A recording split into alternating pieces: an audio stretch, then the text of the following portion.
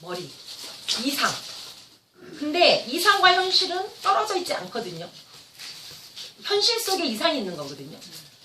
근데 우리의 사고 패턴은, 지식인들의 흔히 사고 패턴은 현실에 자기 머리를 갖고 현실의 경험에서 터득해 나오지 않고 그냥 이걸로 박는 거야. 그래서 박다 보니까 이 자연예술농도 한번 보세요. 역사 근원. 지식인들이 다 만들어냈어. 농민에서는 만들어진 게 아니야. 농민에서 나온 게 아니에요. 근데 농민들이 경험과 체험을 갖고 만들어진 농업기술이라는 게 있어요. 조선 후기 때 대부분 농민으로부터 채집을 해가지고 만든 책이에요, 이게. 원래가. 그래가지고 그렇게 됐을 때는 그들도 생산량을 향한 엄청 무한된 노력을 했다는 거, 종자 입공도 하고. 근데 그런 것들을 우리도 지금에서 할 수가 있다는 거예요. 그게 자연농인이 아니냐가 중요하지 않다는 거지. 근데 그들의 보면은 생활 방식은 자연순환적인 거예요. 자연순환을 최대한 했어요. 자연 생태적인 것을 너무 반하지 않고. 근데도 농업 자체가 반생태적이야. 이거 분명히 원칙을 갖고 가야 된다는 거지. 농업 자체가 반생태야. 반순환적이라고. 원래가. 더군다나 과학 문명이 엄청나게 발달할수록 더욱더 떨어져 나가는 거다라는 거죠. 그래서 좀 이거는 되게 역사적 고리와 이런 부분은 우리가 좀 사회적인 이런 부분도 다 봐야 된다. 그래서 집단의식, 집단 원칙이 개인의 욕구를 억제하는 단계. 왜냐면 박정희 시대에는 다 같이 허리띠 졸라매자 이런 것처럼 그런 방식으로 왔다. 그러나 그럼에도 불구하고 의의는 있죠. 당연히. 우리가 그 철학이라는 게, 기본 철학이라는 게 있는 거고, 그리고 그 집단 지성을 가지고 가는 건 있는데, 그럼에도 불구하고 그런 것들이 너무나 좀 그 천편일률적으로 획일화돼 있다. 그래서 가령 그런 거예요. 자연농을 하는 사람은 떳떳해. 가맹농 하는 사람은 죄인이야. 적으로 형성이 돼 있다. 그런 문제들도 같이 봐야 된다라고 생각이 드는 거예요. 제가 씨앗 철학 초고를 어제 완성을 했어요. 그래가지고 그 지금 이제 정교하게 도전보는 중인데, 제가 많이 좀 부드러워진 사람인데, 씨앗으로만 하는 철학이에요. 그러다 보니까 맨 끝에 결론이 뭐가 나왔냐면, 개인이에요. 나 개인이 나올 거란 생각이 사실 두려웠었어. 개인으로 나왔어요. 저는 글 쓰면서 사고가 정리되는 편인데.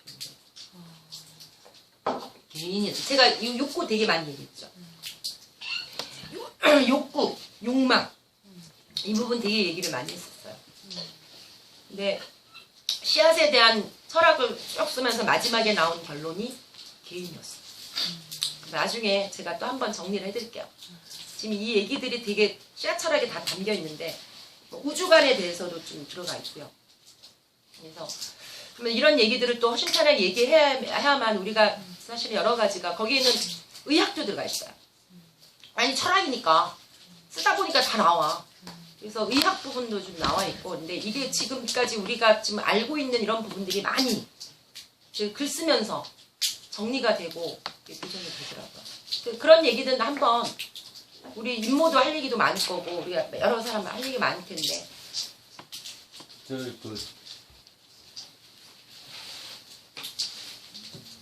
항상 그 주말에 아르바이트 했었거든요. 그 8년 동안. 주말에 아르바이트 안 한 지 지금 3년밖에 안 됐어요. 네. 그렇게 해가지고 한 거고, 제가 그 자연재배 하는 거는 그 땅에 거름기가 없어야지 벌레가 안 생긴다고 그래가지고 그렇게 한 사람을 진짜 못 봤잖아요. 못 봤으니까 그냥 시범적으로 한 거예요. 시범적으로 다 누구나 다 그 시범도 하는데 두려움 있잖아요. 예. 진짜 그렇게 될지 안 될지 모르겠고. 그냥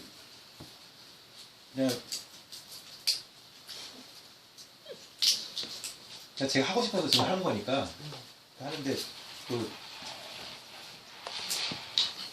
결과적으로 보면은 몇 년 했는데 결론이 어때요? 좋아요. 지금 올해 몇 년째? 9년, 8년이지. 탭이 끊은 지 8년 차고, 들깨농사 지금 11년 차거든요. 근데 수입은? 아까 50만 원. 50만 원 투입. 올해는 더 나올 것 같아요. 수입은 일치 안 한 거 그럼? 투입. 계속 들깨 잔재, 받아가지고, 잔재만? 예, 계속 그냥 한 거니까.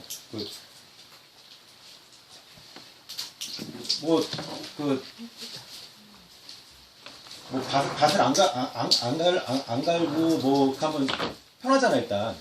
예, 편하고 제가 지금 자연재배를 하고 있는 이유는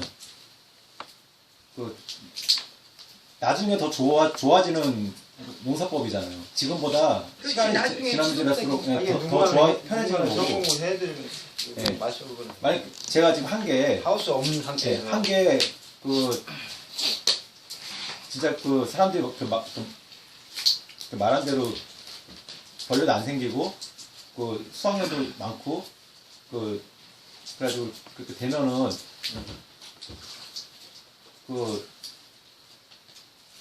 다른 분들도 뭐 안 따라할 이유가 없잖아요. 예. 그렇지. 그리고 선택하기도 되게 편하고. 그러니까 뭐냐면은 그 얘기예요. 아까도 다시 얘기했지만 우리가 흔히 자연재배, 자연농이라는 건요. 시간이 필요한 일이에요. 근데 시간이 필요한 것을 충분히 아까 얘기한 대로 내가 100만 원이 필요한데 8, 9년 동안 그 일을 하면서 어쨌든 조금 더 소득이 올라가는 이 단계 부분을 해야 되는데 내가 자연농 하는 사람 치고 이거 한구 씨는 좀 다른 얘기고요. 3년 이상을 버틴 사람이 없어. 생계가 필요한 사람들. 근데 나는 그들한테 처음에 충고할 때 알바해라. 나머지는 알바해라. 근데 알바할 시간이 없어. 뭐 이길 수도 있고 다 있는 거야. 그러니까 이게 대원칙이에요. 우리가 자연에 가까운 생활을 할수록 내가 필요한, 그러니까 난 항상 얘기하는 건 뭘 줄일 생각을 해라. 안 먹을 생각해라. 이렇게 가야 되는데 이게 쉽지만 않아. 그러니까 공통적인 특징이 자연농하는 사람들 대부분의 싱글이에요. 이거 다 데이터로 나올 수 있어. 다 싱글이야. 한구 씨도 싱글이거든. 다 싱글이야. 싱글은 자연농을 할 수가 있어. 그거는 제가 단언합니다. 몇 평을 하던 자연농을 하고 얼마든지 먹고 살 수가 있어. 근데 싱글이 아니고 두 사람도 가능해. 두 사람은 의기투합만 하면 돼.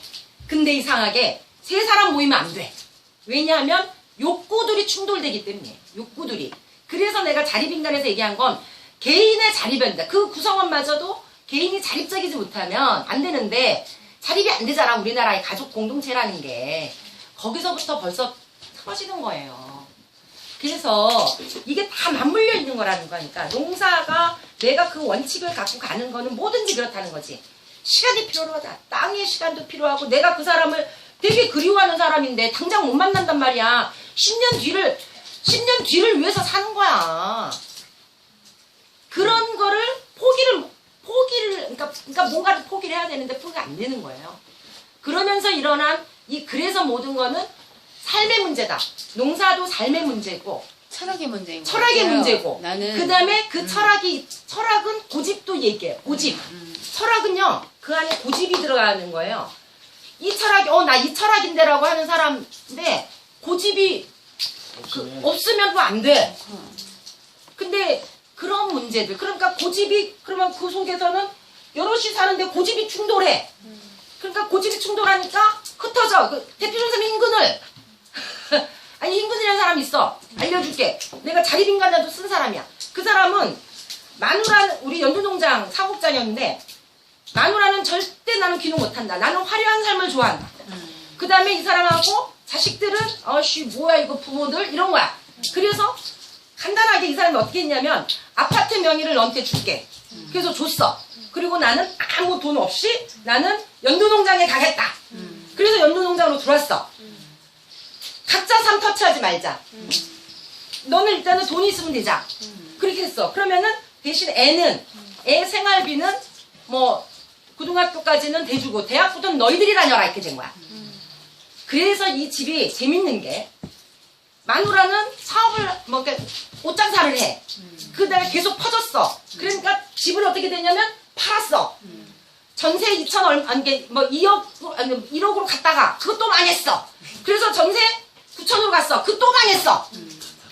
그래가지고 월세 끼고 뭐 하고 산단 말이에요. 이거는 노터치야. 네가 이거는 다운을 해도 노터치야. 근데 전세 8천을 얻으려니까 돈이 안 돼. 8천은 미니멈이야. 3명이 살려고 하니까. 그래서 그 돈을 2천만 원 네가 구해달라. 마누라가 남편한테 요구했어. 그래서 그 힘그늘이 뭐를 졌냐면 집을 짓기 시작한 거야. 집을 져서 그 집에서 그 돈 나오는 거 있잖아. 집 져가지고 4, 500 막 나오자. 500 한번 지면 500 나오잖아. 그럼 그걸 다 주는 거야.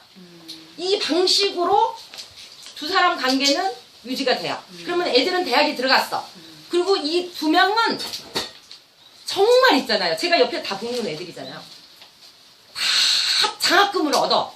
어떤 형태의 장학금을 얻어. 뭐 공부를 뭐 어떻게 하든. 그 다음에 알바를 껴. 거기서 가끔씩 돈 좀 있으면 주는 거야. 여기는 개인 자립에 완벽하게 된 거야. 그리고 노터치야. 4명이 다 노터치야. 우리 수연이가 알아. 그것도 가서 봤어. 애들 완전히 두 자매도 서로 노터치야. 가족 간에 이 합의가 이루어져야 된다.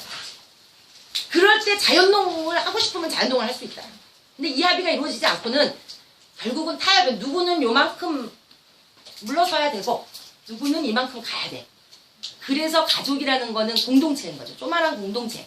그 조그만한 공동체에서 자기의 목적을 실현해 나간다는 게 굉장히 어렵다. 그래서 가장 존경하는 가족 공동체야, 그게. 근데 이 부분에 대해서 우리가 명확한 조건들을 보고 가자라는 거죠. 그리고 거기서 만약에 흰근이라는 사람이 이혼하고 나왔다. 폭력적 방식으로 뛰어나왔다. 그래도 거기는 동의를 하는 거야. 아니면 나 이혼하지 않고 산다. 그럴 수 있는 거야. 그러니까 그거는 행태는 다른 적이니까. 그래서 아무튼 우리가 농사 방법이 사실은 굉장히 모든 게 다 켜켜이 들어가 있어요. 농사 방법이. 그래서 혼자 사는 사람이 가장 행복한 사람이야.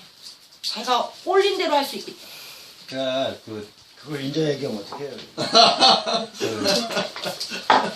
그전에는 항상 이 결과물이 없잖아요. 자연재배가 결과물이 없잖아요. 그 노지에다가 한 결과물이 없으니까 내가 시도자니까 되게 불안한 상태잖아요. 불안한 상태니까 이거 자연재배 할 수 있는 사람은 되게 뒷배가 든든하구나. 뭐 아주 고집이 좀 세거나 그런 사람 아니면 못하겠다 이렇게 생각이 들었는데 언제부터 한번 생각을 바꿔본 거예요. 자연재배를 해야지 이렇게 투입을 안 하는 식으로 해야지 데이터를 확실하게 알 수가 있거든요. 그렇지. 그거는 확실하지. 근데 퇴비를 주면은 이거 데이터 못 잡아요. 감 못 잡고 그리고 나중에 한 시간이 한참 지났는데도 이 변화가 없잖아요. 퇴비를 주는 거는 계속 줘야 되잖아요. 그건 확실해. 네. 그러니까 만약에 더 없어? 내가 한 게 꼴수 데이터가 좋게 나와가지고 한번 골라볼까? 나중에 가서 편해진다면은 확실하게 좋은 거라고 생각하고 그래서 지금 하는 건데 올해 들깨가요. 그래, 태풍 불어가 다 쓰러졌는데 제가 수확하니까 작년보다 훨씬 많이 나왔거든요. 근데 들깨대가 8년 만에 자, 내가 가서 봤는데, 자, 그 얘기 해줄게요. 우리가요, 이 문제 하나에 꽂혀도 안 돼요. 자, 정확하게 얘기해 줄게요. 저랬는데, 태풍이 왔어. 다 쓰러졌어. 이게 농사야. 데이터는 이미 자연농의 데이터가 나와 있어요. 토양학 책 보세요. 여러분들 토양학개론이라는 책 보세요. 거기 데이터 나왔어요. 10년부터요, 30년 안에 데이터가 다 나와 있어요. 이미 미국에서 실험한 데이터는 다 나와 있어요. 실제로. 실제 다 나와서 기본 투입되고 여러 가지 한 부분보다 훨씬 더 수확량이 3배까지 뛰어난 데이터가 나와 있어요. 이미 그건 나와 있어. 근데 그 문제를 얘기할 때 우리가 또 변수가 있는 거야. 자, 너 잘했는데 끊임없이 여러 가지 자연의 속에 있는데 다 쓰러져 봤단 말이야. 그럼 이제 쟤는 내년에 이제 들깨마다 다 진짜 세운다고 그랬다고. 자, 이런 문제들이 있는 거야. 그러니까 우리가 자연농을 해가지고 물론 밑에 나는 그 쟤네가 왜 쓰러진 줄 알아. 얘네 집은 저는 거기에 대해서 조금 저랑 달라요. 얘네는 두둑을 처음에 이제 트랙터로 해가지고 이걸 두둑을 높였어 다. 물론 배수 문제 여러 가지가 있겠지. 두둑을 엄청 높였어요. 높여서 하기 때문에 이 안에는 폭신폭신해. 그러면은요, 자연농의 특징들은요, 무조건 폭신폭신하다고 되는 문제가 아니야. 그게 그래서 식물에 따라 달라야 된다는 얘기야. 들깨나 뭐 이런 거는요, 자기가 뿌리를 뚫고 들어가야 돼. 중간은. 뚫고 들어가서 이걸 잡고 있어야 돼. 자, 보세요. 우리 여기서 또 들깨 한번 보시면은 전혀 안 간 땅 있죠? 전혀 이거 안 된 땅 보세요. 요 정도만 쓰러져 있어요. 그 양이 많다 해도 이렇게 돼 있어. 근데 우리가 이렇게 손으로 하던 뒤집어가지고 땅을 만든 데 있지. 이만큼 된 데는 더 쓰러져 있어요. 기후변화에 대한 우리의 또 자연농은 무조건 푹신푹신하면 좋다라는 문제가 아니라 식물 생리에 입각한 토양을 선택하는 문제이기도 해요. 제일 중요한 문제 아니에요? 네. 그것이 돼야 된다는 거야. 그러니까 무조건 이렇게 해가지고, 그러니까 제 토양은 뭐냐면은 열매가 많이 달려서 큰 건 안 돼, 앞으로. 만약에 태풍이라면. 그죠? 그러면 거기에 들어가는 거는 사실은 뭐 잎채소라던가 이렇게 잘 들쓰러진, 아니면 물론 지대라는 것이 있을 수 있지만. 근데 그것마저도 없다면 우리가 들깨가 들어가는 공간은 자연농의 몇 년 차일 때 괜찮다라는 거지.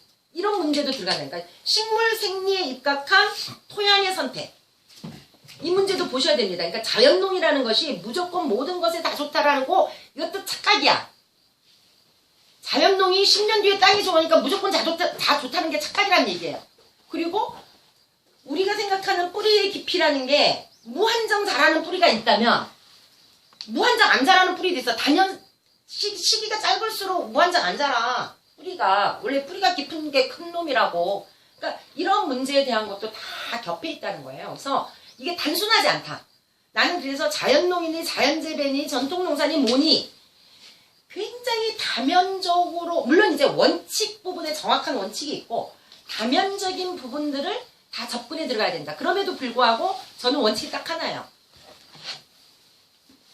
시간이 해결해준다. 시간이 해결해주고 그거를 지속적으로 견딜 수 있을 만큼 돼야 된다는 거예요. 인간의 의지가 들어가요. 인간의 의지가 들어가지 않으면 자연농이든 뭐 유기농, 관행농은요, 인간의 의지가 들어가지 않은 거예요. 오히려 아주 단순한 방법이야. 우리는 그 당장의 이익을 위해서 모든 걸 버렸다, 생태계를 버렸다라고 하지만 어쨌든 당장의 이익이라는 당장의 목표, 딱 그거 하나. 당신은 당장의 즉각적인 이익을 원할 것이냐, 아니면은 우리가 지속성을 얘기하듯이, 다양성을 얘기하듯이 10년 뒤에 뭘 원하냐. 나는 대표적으로 그렇게 써요. 내가 부모니까 자식한테 물려주면 좋은 땅 물려준다. 그랬을 때 자식을 보고 자연농한다 라고 생각하는 사람이거든. 그러니까 그 문제가 가장 크다는 거예요, 저는. 제 생각은. 그래서 그런 얘기들이 한번 정말 허심탄회하게 얘기돼서 돼야 된다. 그리고 그래서 너는 안 된다라는 얘기는 하지 말자. 그래서 너는 안 된다가 아니고 선택은 자기가 한다. 그렇죠. 선택의 문제지. 선택의 문제고. 좋다 나쁘다 아니. 그렇지. 선택의 문제다. 이거는 선과 악의 문제가 아니라는 거야. 그리고 생태계는 아무리 우리가 생태계를 위해서 잘 산다고 해도 생태의 지각 변동은 일어나게 돼 있다 라고 저는 보는 사람이에요. 60년 주기로 지각 변동은 일어나게 돼 있고 3만 년 주기로 지각 변동은 일어나게 돼 있고 일어나게 돼 있다. 왜? 인간이 생존하는 한 인간은 과학 문명을 추구할 수밖에 없기 때문이다. 저는 그래요. 그러니까 이런 얘기들을 한번 좀 제대로 한번 얘기를 해볼 수 있는 기회가 있으면 좋겠다는 생각이 들어요. 달력해야 되는데. 또 달력은 이제 다음 주. 아니에요. 오늘 달력 끝날 수 있어. 6월달까지 별로 할 게 없어. 요번에 그 태풍 와가지고 쓰러진 것들, 그게 저희 그 들깨 중에 이게 뿌리가 이렇게 뽑힌 거는 없어요. 다 부러진 거거든요. 그렇지. 다 부러진 거고, 그리고 그 제가 그 고정관념인데 뿌리가 땅 속으로 들어간다. 그런데 그 땅에다 걸음 안 주면은 땅 속으로 들어갈 이유가 없으니까 그 땅 표면에 깔린다. 옆으로 좀 널찍해. 예, 그냥 그 두둑이 이렇게 있으면은 그냥 두둑에 깔려요. 그래가지고 그거에 대해서 이렇게 그냥 믿고만 있었는데 이번에는 확인했거든요. 다른 작물은 뭐 해봤어요? 다른 작물. 지금 들깨만 얘기했는데 예. 일반 다른 작물은 그 고추 같은 것도 그러니까 어느 정도 지나면서 그게 어떤 그 수확이랄지 이런 게 안정이 되고 병충해랄지 이런 게 지금 제가 그 1000평은 들깨 심고 한 500평 정도는 제가 뭐 토란이니 뭐 고추니 뭐 감자, 고구마 뭐 이거 제가 좋아하는 거 다 심어요. 근데 그 무랑 배추만 이거 한 2주 동안 계속 제가 아침 저녁 벌레 잡아주다가 이게 숫자가 안 줄어가지고 결국에 약 쳤거든요.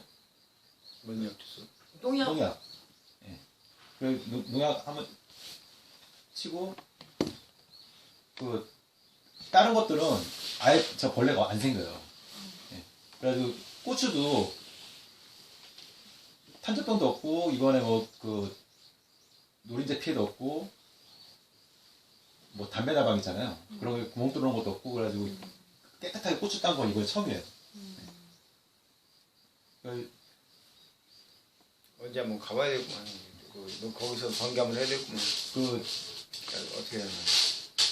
뭐야 하여튼 그 두둑에다가 이게 땅으로 깔리는 거를 이번에 그 그냥 멀치 안 해놓은 그 두둑 있잖아요. 두둑에 비가 많이 오니까 싹 씻겨 나가는데 거기가 표면에 그물처럼 쫙 있는 거예요 이게. 그러니까 이거 처음 봤거든요 제가.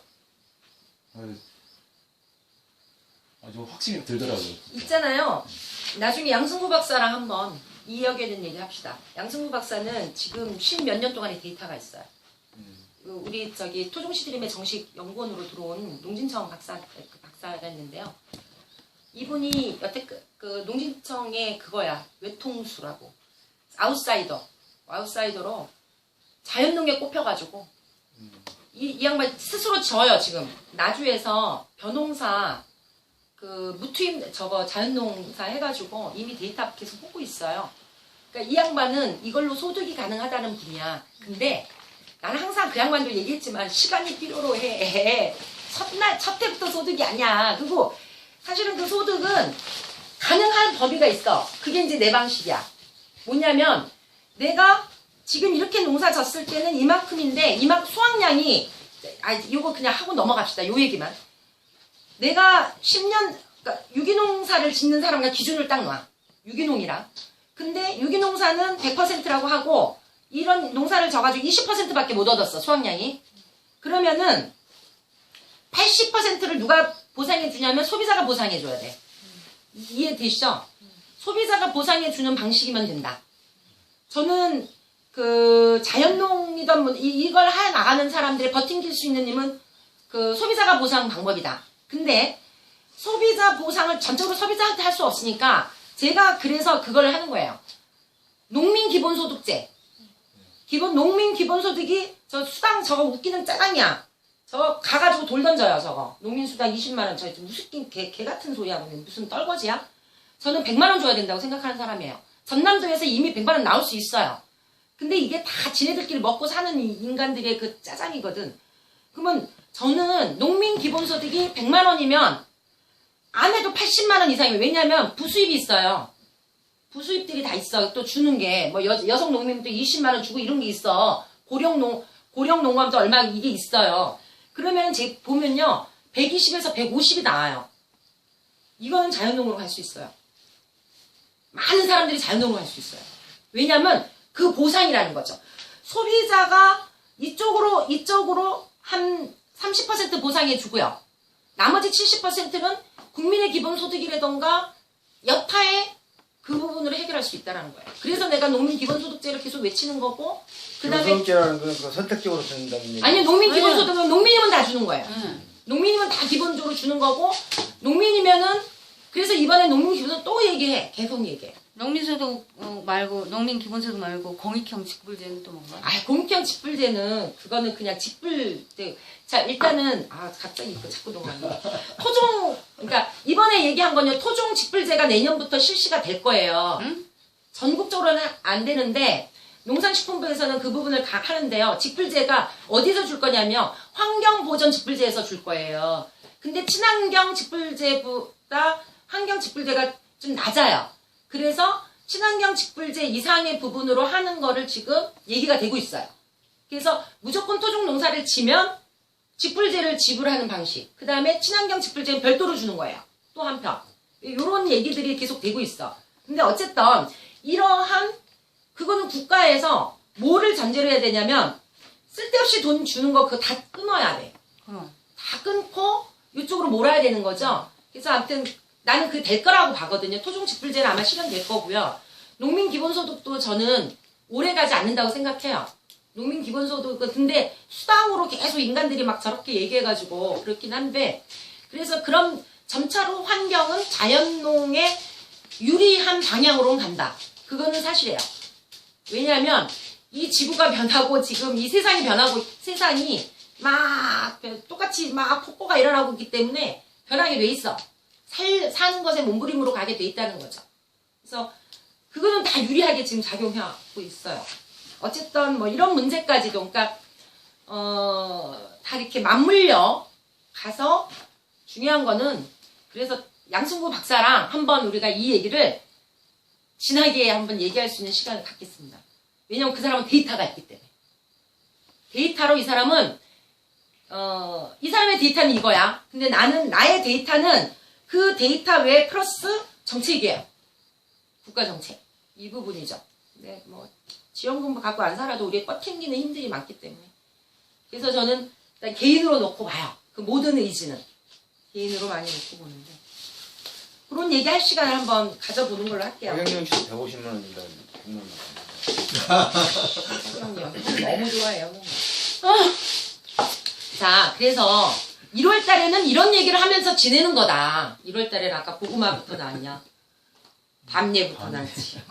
녹색당에서는 100만 원이라고 하던데. 녹색당은 안 돼. 아니 1080만 원인가? 녹색당은 안 돼. 내가 녹색당을 최초로 만든 사람이야. 잘 모르지. 녹색당 몰랐네. 녹색 초록정치연대까지 한 사람이야. 만든 그까지. 그러다가 나는 무당파로 완전히 돌아섰어. 난 녹색당인데. 네. 난 당원인데. 사람들이 다 나가 녹색당인 줄 알아. 저는 무당파입니다. 무당파가 옛날에 중원을 제패했습니다. 참고하십시오. 못 갔어요. 제가 지금 계속 그렇게 하고 있는데 지금 만들지 말려야지 오늘 계속 주위에서 막 이렇게 딴지를 거네. 바꿀 생각 없냐고. 토종 대장이 뭐야? 달려. 토종 달력 만들자 이제. 미안해, 너 얘기를 하는 거. 끝났어, 이제 사람한테. 끝났어. 어? 그, 끝났어. 5시야. 막 이렇게 바꾸려고 오늘 뭐 바꿀 5시 생각 반에 없냐고. 끝나. 그거 아직 잘 되냐고 바꿀 생각 연습을 없냐고 막 그래요. 나도 가는. 근데 5시에 가야 돼, 다. 안 가도 돼. 현욱 씨 앉아 우리가. 우리 수연이 봐. 딱 쳤는데 발 안 다쳤어. 이게 먼저 튀어. 이게 수연이에요. 제가 보기는 컴퓨터 봤어요. 제가요 웬만한 책을 왜냐면 좀 한 2-3권 쓰고 내가 수연이에 대한 책을 쓰는데 잘했어. 막 그 사람들은 막 뭐 제가 먹거리에 뭐 철학이 있고 뭐 농사 제가 짓는 거에 제 철학이 없어. 막 그렇게 생각하는 줄 알아요. 그래. 근데 저는 그게 아니라 머리카락만 이거 있어요. 사람이 머리카락. 하지 말라 그래도 나 이거밖에 할 수가 없어요. 그래 맞아. 편해서 하는 거야 나. 그러지. 예, 편해서 하는 거거든 진짜. 그러지. 예. 나도 그래. 그리고 이게 잘 된다면 대박이잖아요. 나도 예, 그래. 그래서 그렇게 하는 거야. 나도 그래. 예. 주기 그리고 잘 지금까지 거네. 해놓은 거 이제 포기할 수 없어 이제. 우리 둘이 좀 나쁜 사람이거든. 제 말에 의하면. 고 가야 돼 고.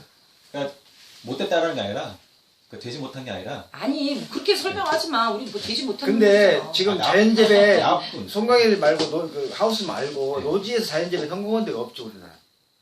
아, 우리 지금 성공하고 있다고 아니 얘기하는 지금 거야 하고 지금. 있는 거고 네. 이게 없잖아 지금 거의. 아니야. 일본에는 뭐 했다고 뭐 많이. 그러니까 그 네. 자연재배 회원 중에서 그 노지로는 제가 제일 오래됐을 거예요. 그러니까. 너마우냐? 나도 자연재배인데. 좀 웃기네. 아니 그 가끔 뭐 걸음주고 막 그러니까. 아니 그거 다 안 해. 그거 일부만 해. 뭔 소리야? 안 한다는 얘기지. 아, 일부만 해. 저쪽 위랑 저쪽은 안 줬어. 그러니까 안 주는 데 있으면은 안 주는 데다 있어. 그러니까 그 부분만 남겨놓고 진짜 계속 안 줘봐요. 안 그래도 그럼 데이터 근데 뽑기가 쉽잖아요. 근데 이제 그 또 좋은 방법이지만은 순환의 법칙에 비해서 좀 그거는 좀 문제가 있잖아. 순환시켜야 되는데 그러면 남의 똥오줌 이런 거 어떻게 해야 돼? 어떻게 남이 아니라 지 거만 그러니까 얘기하라고. 그 박사님이 그 얘기해요. 이게 그 식물을 자랄 때 식료원소가 필요하다 그러잖아요. 아니 심지어 원소가 문제가 아니고 우리가 가장 가장이 아니라 달력 만들기 틀려버렸네. 중요한 개념 틀렸어. 하나가 순환이잖아. 순환. 달력 만들어야 돼. 혼자 그러니까 만들어야 돼. 저기 자기 집에 나오는 모든 이런 거는 사실 들어가겠다네. 들어가야 되지. 이게 이제 밭으로 안 들어가면은 그냥 버려져야 되는 거잖아. 예를 들어서 그거는 하나 문제가 되지 않느냐 얘기. 그 얘기를 그 얘기까지 가면 나 머리 아파. 또 내가 얘기하고. 그거는 농법에 있어서 농법 자체가 뭐 좋다 나쁘다가 아니라 그렇지. 내가 그 얘기를 제기한 거야. 순환이 왜냐하면은 안 되면은 그거의 데이터는 필요할 수 있다. 그러나 문제는 지구 순환, 이 지구 내 생명체 모든 배설물에 대한 순환들을 어떻게 이룰 것이냐의 문제야. 그거를 저기는 뭐 어디 그 깊은 모를 타가지고 저 바닷가로 내보내는 걸 얘기하는데 그 돈이 더 들겠다. 씨. 그랬어. 이거는 순전히 그냥 과학적인 데이터 있죠. 그런 거를 위한 거고요. 아니, 나는 순환에 초점을 바닷물이 왜 짜졌냐고 그러는데 그 염류 때문에 짜진 거잖아요. 그 염류가 그 동식물의 배설물에서 나오는 거거든요. 그러지. 예, 근데- 그게 집적돼가지고 짜지는 거거든요. 이게. 아니 꼭 그것만 그렇지는 않지만 어쨌든 배설물이야. 그러니까 그 뭐 가축 배설물이나 그렇지. 그 이 생태 식물들, 예, 내에서의 같은 거는 배설물 있고. 바다로 가야지 맞는 건데 만약에 바다가 짜지 않으면은 그 썩잖아요. 아니 다 바다로 가. 여기서부터 바다로 옮기려면은 얼마나 많은 시간과 얼마나 많은 게 가만 놔도 필요해요. 바다로 가지 뭐. 예, 있잖아요. 물이 흘러가. 그래서 그게 틀렸다라는 거야. 나는 바닷가 주변에선 바닷가로 갈 수가 있어요. 그렇잖아. 그렇지만은 내륙이야. 그러니까 똑같은 거야. 내륙에서는 신선한 물고기를 먹을 수가 없어가지고 다 이렇게 우리가 조림을 하고 뭐 이래가 말려가지고 오고 이거거든. 그러니까 그 지역에 맞는 그래서 나는 그 모든 건 순환이다. 순환, 유기순환이다. 유기순환을 어느 정도의 반경 범위를 둘 것인가는 또 달라요. 그래서 나는 그런 면에서 저기 하는 거지. 이게 그 문제는 좀 고민해봐야 돼. 과학적인 거에 과학적 데이터가 있는 거잖아. 우리가 그 화학식과 뭐 이런 것에 대한 데이터가 있는데 그 데이터로는 맞을 수는 있지만 그것 때문에 순환을 포기할 수. 순환을 포기할 수 없다. 나는 그 주의야. 그냥 전체적으로 큰 순환이 우리가 호흡을 하잖아요. 그럼 산소를 들어마시고 이산소를 있잖아요. 그러면 우리 식물에서도 탄소 동화장하고 질소 동화장하고 두 개 있잖아요. 그 질소 동화장이 호흡이 있잖아요. 호흡. 그러니까 광합성하고 호흡이 있는데 광합성은 산소를 만드는 거고 호흡은 그 이산화탄소를 만드는 거잖아요. 그 호흡 잡음에서는 반드시 염류가 생겨요. 그 염류가 소금이고 그 염류가 집착되면 소금이 되는 거고 그게 가지고 그 탄소 동화장, 질소 동화장 정확히 이게 순환이거든요. 그게 그러니까 그걸 죽은 상태에서 크게 보면은 바다와 육지 순환으로 보면 되잖아요. 아니 그렇지. 크게 놓고 보면 그건데 그거는 맞는 얘기야. 근데 문제는 배설물들을 여기서부터 어디까지 가야 되냐라는 거지. 그냥 하천을 흘러서 가지고 버려서 그 그냥 과정이- 흘러나가게 해야 된다. 예. 그러니까 지금 문제되는 게 막 대형 막 축사 이렇게 이게 너무 많으면은 그 한꺼번에 너무 많이 나오면. 뭐 이게 포화돼가지고 막 잘 부패도 안 되고 이게 자연스럽지가 않잖아요. 그래가지고 지금 뭐 정부에서는 막 그 요즘에 막 우리나라에서 그 창이 없는 축사나 그 계사 그런 게 아니면은 허가를 안 내주잖아요. 창이 있으면 허가를 안 내줘요. 지금. 그러니까 그 문제가 대규모 항상 지금 여기 다시 돌아가는 얘기야. 대규모 축산이 있고 대규모 배살이 있고 지금 그거는요 인구의 적정성을 요구를 해요. 인구의 적정성을 요구를 하고 그 다음에 그러니까 뭐냐면은 염류지 쪽에 대한 현상들도 과도한 염류지 쪽은 계속적으로 문제를 일으키고 있는 거거든. 그래서 그 문제도 적정의 요구가 있는 건데 그러면 적정의 요구들을 지금의 이 포화 상태에서는 어떤 방식으로 해결할 것이냐. 그 또한 순환이다라고 생각하는 거야. 작은 내에서 규모의 순환.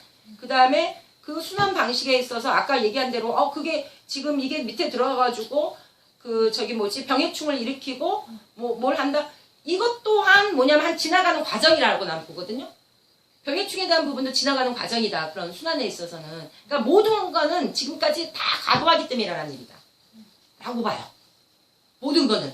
몸도 과도하기 때문에 일어나는 거고 그것도 과도하기 때문에 이산화탄소 질소작용과 탄소작용에서도 그러니까 우리가 질소작용을 통해 가지고 탄소작용을 강화를 일으켜. 그거는 뭐냐면 간단하게 얘기하면 소금이 있기 때문에 광합성을 더 잘할 수가 있는 거예요.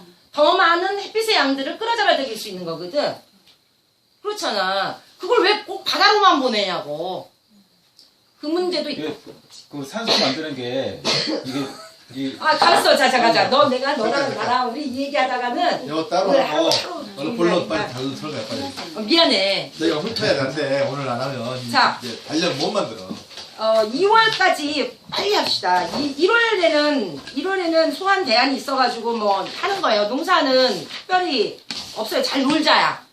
1월 때는 잘 자자. 열심히 자자. 우리는 동면하자. 이거고요. 은흥가에서 올해는 1월 8일 날 매실 손지르기 하고 퇴비 주기를 했다는 그 정도가 나와 있어요. 퇴비 주기를 퇴비 일부 퇴비 저기에 준 거 말하는 거지. 못다 줬는지는 안 나와서. 나무에 몇 개 나무에. 준 거. 가수 관련된 네. 뭐 전지나 이런 것들 좀 했더라고요. 겨울에는 충전 기간이에요. 그렇죠. 모양식 토종닭 잘 먹고 모양식. 자, 그렇죠. 근데 형 있잖아. 그 토종닭 1월 때는 안 잡아먹어. 6월 달에 먹읍시다. 2월 달. 아니 이게 토종닭을 먹는 게 2월. 아니고 2월에는 농사의 준비 기간이에요. 2월은 확실히 농사 준비 기간으로 뭐가 있냐면은 올해는 가뭄이 너무 심했어. 작년에는 올해죠 올해. 올해는 엄청 가뭄이 심했어요. 올해 가뭄 예상돼요? 겨울에? 아무튼 가뭄이 심했고 그 다음에 2월 달에 하는 거는 뭐 전통적으로는 보리밟기라는 게 있어요. 보리밟기가 있는데 요즘에 보리밟기 안 하지. 그치? 보리밟기가 있고 그 다음에 2월 달에 하우스가 있는 데는요 상추 파종을 해요. 상추를 2월 달에 파종을 해요. 그 다음에 고추 파종을 하죠. 고추 일반적으로 고추 2월 중순에 들어갑니다. 그런 것들이 있고 그 다음에 뭐 많은 사람들이 이제 퇴비 만들기도 있고 그 다음에 또 있냐면 단연 당기 뭐 이런 것도 사실은 하우스가 있으면 2월 달에 파종을 해요. 2월 말에 이제 파종을 시작을 서서히 하죠. 그래서 3월 달에 들어가는데 절대 2월 달엔 박 빨면 안 돼. 해남도 안 돼. 자, 3월 달에 들어가면 3월 달부터 날이 풀려요. 그래서 3월 첫째 주에는 3월 이제 농기구 선질하고 이때도 밭을 아직 갈 때는 아니에요. 3월 1일 첫 번째 주에 밭이 깨어나요. 밭이 올라와. 경칩 있죠? 우수 경칩이죠. 경칩으로 하면서 이렇게 설빨. 밭이 부풀어 올라요. 밭이 부풀어 오른 뒤에 밭을 매야 돼요. 그러니까 부풀어 오르고 그 다음에 3월 중순부터 그 밭을 가는 사람들은 밭을 가는 거고요. 밭을 안 가는 사람들은 이제 밭 정비를 해요. 밭 정비라고 하는 게 좋을 것 같아요. 밭 정비를 해서 3월 하순부터 감자가 들어가요. 근데 비닐 치는 사람은 감자나 토란을 3월 중순에 비닐을 치고 들어가요. 근데 지금 3월 말에 춘분 때 감자 파종하고 뭐 이런 것들이 요즘에는 많나? 냉해에 많이 있죠. 냉해 참 많이 있는데도 이 땅 속에 있으니까 냉해는 뭐 큰 문제는 없겠다. 그래서 3월 말에 감자 파종을 하죠. 그리고 완두콩, 봄 완두콩. 요즘에 계량종을 이렇게 3월 말에 심거든요. 계량종 완두콩은요. 보리콩은 이때 심으면 수확량 되게 적어요. 지난번에 보리콩 우리 겨울에 심는다 그랬잖아요.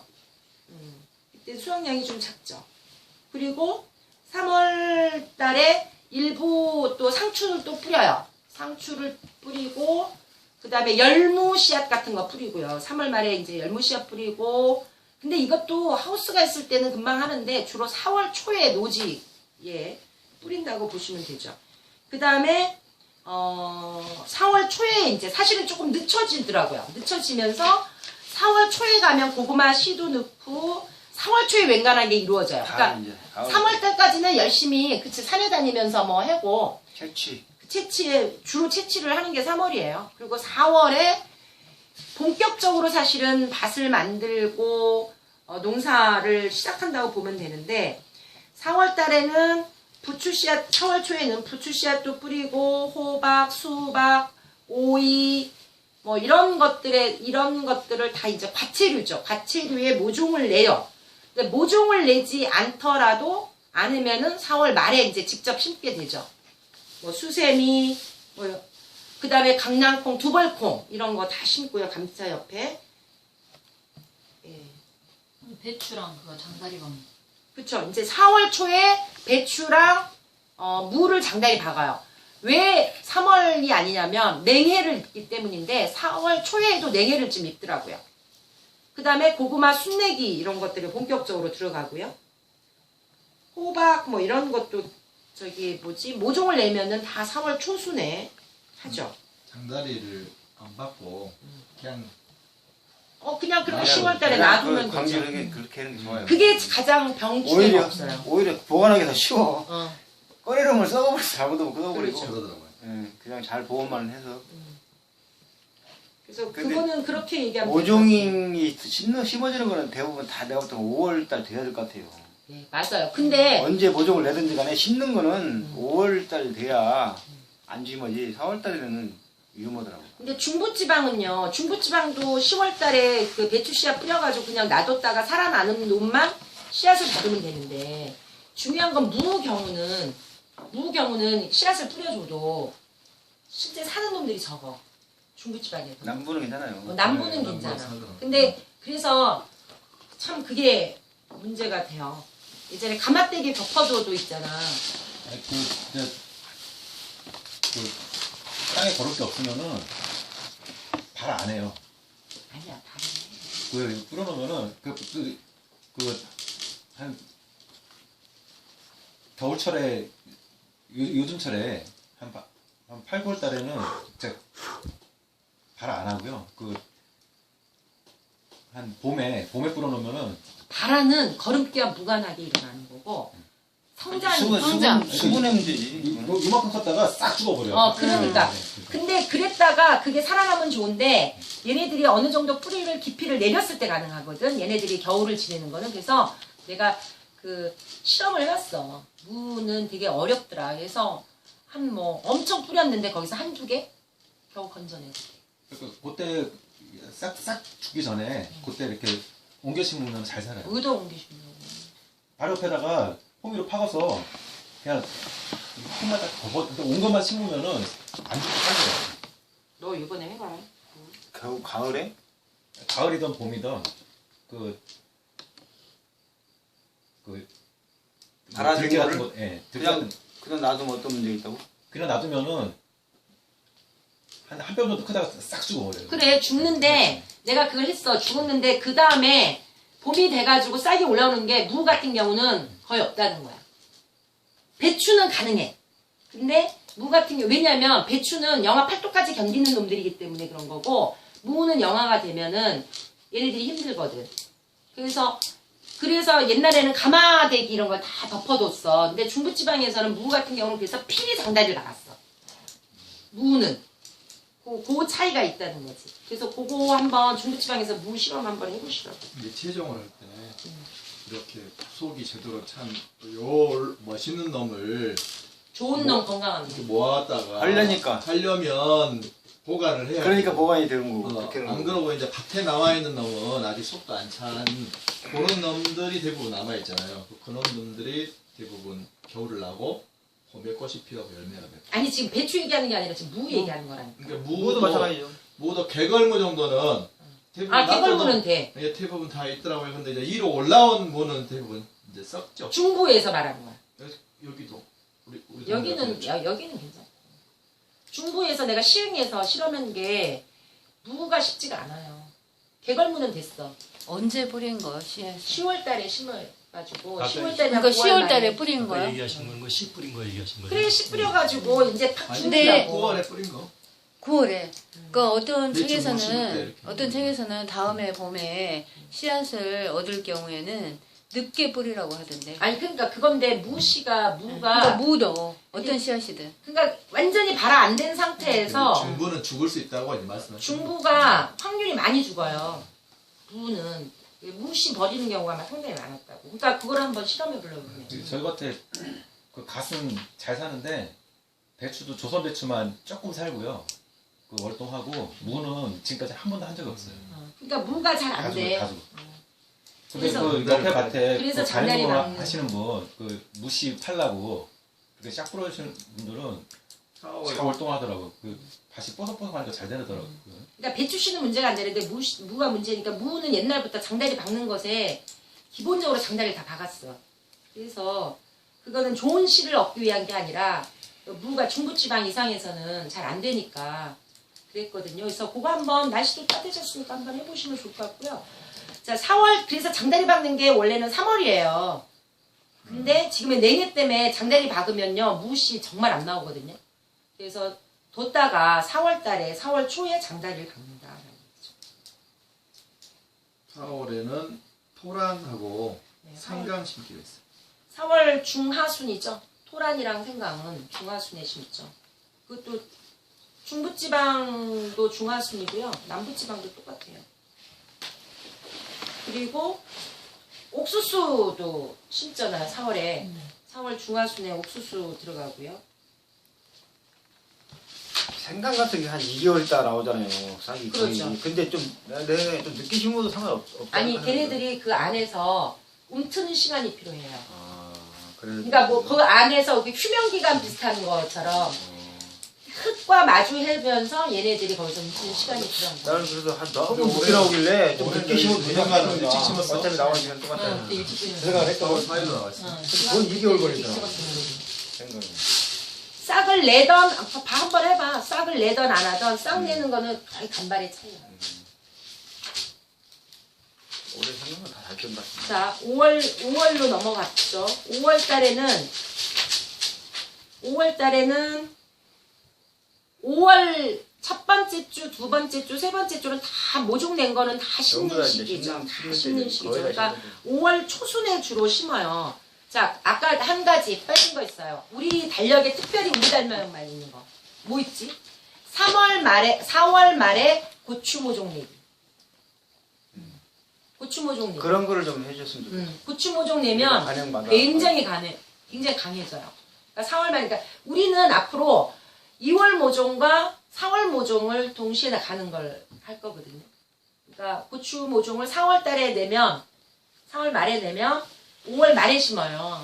5월 말에 심는데 5월 말에 심는 놈들이 훨씬 더 두께도 두껍고 좋다 이거지. 빌 선생이 아마 그 데이터 올해 또 시험해서 아마 그런 거 앞으로 얘기할 거야. 근데 이게 지금 모종을 내는 게 네.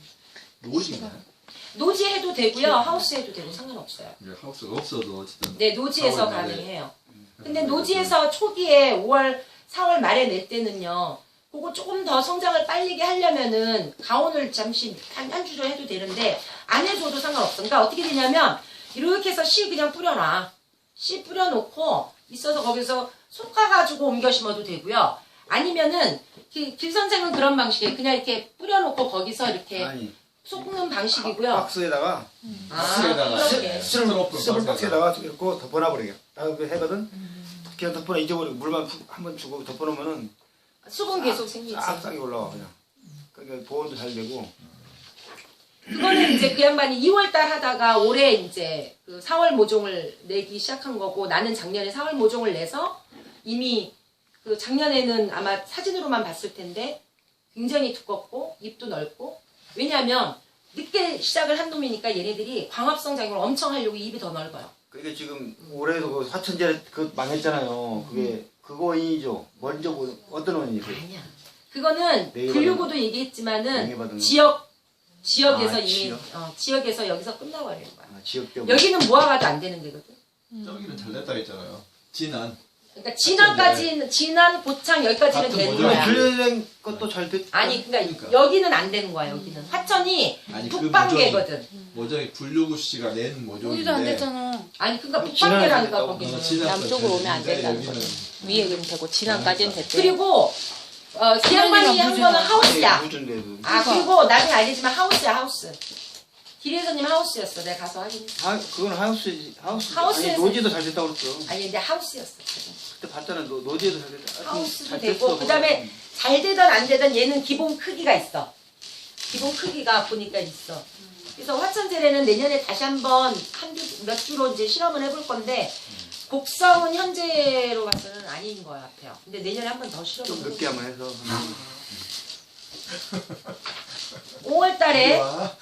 5월달에 자 5월달에 참깨 들어가죠. 5월 초 중순에 참깨 하고요. 그다음에 토란은 5월 중순까지 가능해요. 토란 5월 초 중순까지 토란을 하면 되고요. 그다음에 5월 초 중순에 하는 거는 4월달에 못한 것들 씨로 들어가도 돼요. 만약에 수세미를 해가지고 5월달에 모종을 했는데 죽어버렸다. 그럼 바로 씨로 들어가. 수세미, 동부, 강낭콩 이런 거 다 씨로 들어갈 수 있어요. 풀만 잘 내주면 돼. 그 다음에 고구마도 안 들어갔다 그러면 고구마도 순내기 이때 들어가면 돼요. 그러니까 사람들이 4월에만 해야 된다 생각하는 것들이 5월에도 다 가능하다는 거죠. 그 직파로요. 그리고 오이도 순차적 오이, 조선 오이가 빨리 익는 오이가 있어요. 근데 일찍 끝나잖아요. 그래서 오이를 늦게 심어요. 두 번째 먹기를 위해서. 그래서 5월 달에 오이 모종을 내서 심거나 오이를 그냥 심어도 된다. 5월. 그러면은 얘는 오이 한 번 거둘 때 그때 파란 게 나와요. 그리고 오이 품종마다 좀 다르긴 하나 두 번을 낼 수 있다는 얘기죠. 그래서 아까처럼 고추는 5월 말부터 심어요. 5월 말에 그 모종을 낸 거를 심어. 5월 말에 심은 거는 한 달 차이야. 한 달 차인데 가뭄이면 대책 없어요. 가뭄이면 물 따로 주지 않으면. 근데 이 정도 올해 정도만 되면 확실히 차이가 별로 이렇게 많이 사라져요. 그래서 훨씬 더 잘 된다. 열리는 것도 많이 열리고 병충해도 들어가고. 겹파종. 벽파종 하죠. 벽파종은 4월 4월 말에 벽시를 해서 모종을 내서 5월 말부터 심기 들어가요. 5월 말부터 심기가 들어가고요. 그 다음에 5월 말부터 수수, 조, 기장 다 들어갈 수 있는데 이거는 모종 낼 때예요. 모종을 내서 들어갈 때고 모종 안 내면 실은 6월 초, 그러니까 수수, 조, 기장은요 다 벼농사 끝나고 들어가는 것들이야. 콩, 팥, 실제로 옛날에 호박 이 모든 거 다 벽시 끝나고 들어갔어요. 감자 제외하고는 다 벽 끝나고 들어갔어요. 자, 들깨도 5월 말부터 저는 이제 이 얘기 하다가 내년에 배추도 좀 일주일 일찍 파종할 거고요. 들깨나 이것도 좀 일찍 파종하려고 해요. 지금 내년이 만약에 태풍이 지금처럼 오면요.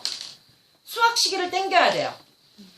저는 그 수확 시기를 좀 땡겨야 된다. 수확 시기를 땡기기 위해서는 온도가 적정하면 되거든요. 근데 온도의 적정이 5월달까지 사실 또 안 되는 이유가 또 하나는 있어.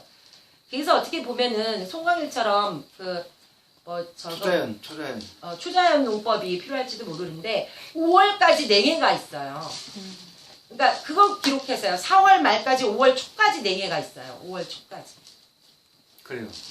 5월 초까지 냉해가 있어서 하우스를 해야 한다고요? 하우스가 이제 그거는 얘기하지 마. 모종도 약한 거는 올 초에 너무 심는 게 위험해. 그래서 중순 돼야 돼. 예, 지금 그러니까 뭐냐면 이게 열대야 현상이거든요. 줄어드는 거지 이게 쭉. 그래서 5월 초까지 냉해가 있어서 5월 초 지나고 나서 옛날 농사 방식이 맞을 수가 있어요. 근데 중요한 건 겨울이 빨리 와 이제 또. 겨울이 빨리 오다 보니까 옛날처럼 수확량이 적어질 수 있는 거지. 그래서 이게 단기적으로 승부할 수 있는 것들이 이제 필요로 할 수도 있어요. 그래서 나는 토종도 육종을 해야 된다는 생각을 해요. 선발 육종이에요. 선발 육종을 해야 된다. 그래서 여기 단계 받는 거. 가령 오늘 진안 같은 거 있죠. 진안 메주콩. 수확량 나중에 검사해야 되는데 진안 메주콩 같은 경우가 단계 승부를 할 수 있을 수도 있다. 그러니까 오늘 우리가 막 갈무리했잖아요. 자기들이 스스로 짧아지지 않을까요? 나중에? 아니 그럴 수도 있어. 근데 그 적응하는 놈과 적응하지 못하는 놈 반드시 생겨요. 네. 모든 토종이 적응하진 않아요. 모든 사람이 적응해서 살지는 않듯이. 근데 토종의 매력은 육종하지 않고 다양성이 있는 것 같은데 육종. 아니 육종이란 말은 선발 육종. 아니 그러니까 선발 육종도 다양성이죠. 무슨 얘기냐면 그거 착각하지 마세요. 토종이 다 좋다 틀린 말이에요. 기후적 그거는 다 자기 농가에서 하는 거지. 그러면은 우리가 공통 분모로 놓고 보면 지금 메주콩이 지금 심겨져 있단 말이에요. 어떤 놈은 노린재 피해 엄청 많아요. 농약을 근거로 했기 때문에. 농약을 근거로 했기 때문에 그 병충해 피해에 대해서 부분은 데이터가 없어. 이게 우리나라 농진청의 취약점이에요. 토종에도 취약점이야. 토종하시는 할머니들이 농약 안 친 사람이 없어. 저거 다 농약 친 사람들한테 가져온 거야. 그렇기 때문에 농약을 치지 않고 노린재 피해가 덜한 놈들을 찾아내야 돼요. 그리고 어떤 놈은 노린재 피해가 심하고 어떤 놈은 없어.